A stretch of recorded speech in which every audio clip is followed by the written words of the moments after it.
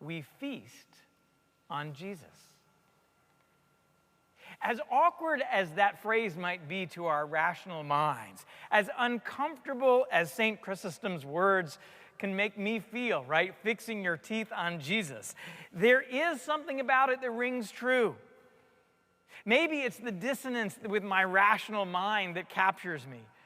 Well, in communion, I like the precision and the ambiguity of the words of institution. Jesus says, "This is my body. This is my blood."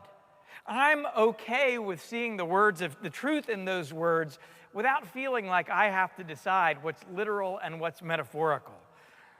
Being an Episcopalian, to me, means taking communion very seriously, but also being okay with ambiguity and really loving the mystery of all of it.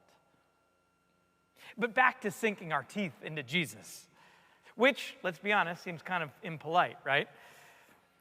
Yet there's no other word here. There's no other word than feeding, or maybe feasting, to describe what we do with the bread of life. George Buttrick, decades ago, wrote, "Really, to receive from Christ what he has to give us, really to have experience of his saving power, we must feed on him. There is no other word that expresses it with a like accuracy.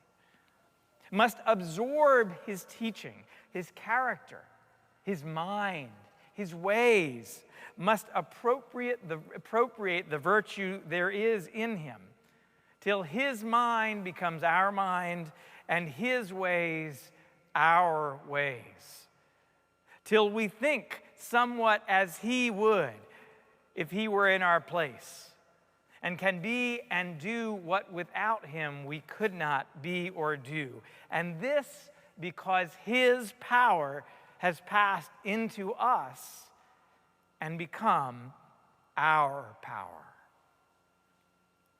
We feed on Jesus, not only because he told us to do so. We feed on Jesus not only because we are spiritually hungry. We feed on Jesus because, well, you are what you eat. And we want to be holy, and we want to be made whole.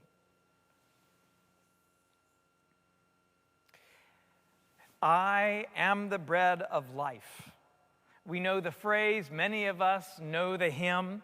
We've heard it 1,000 times. Jenny, you probably sung it 2,000 times, whether it's Easter or funerals or youth conferences. My heavens, I've heard it a lot of times at those.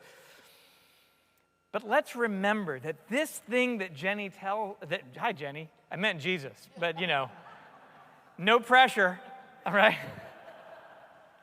This thing that Jesus tells us about himself is also about the ones who are doing the eating. Because bread is made to be eaten.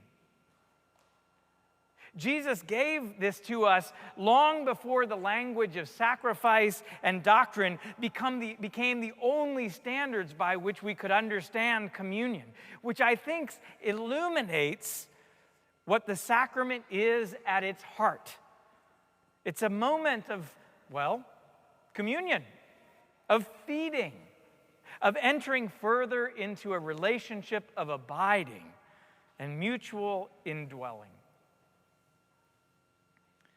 The relationship with God is about stepping up to a banquet table spread with the food of grace and mercy, with the bread of life at the center of all of it. Jesus is the bread of life, given for the world and given to us. And the great gift of this is that we indeed become that which we eat. Amen.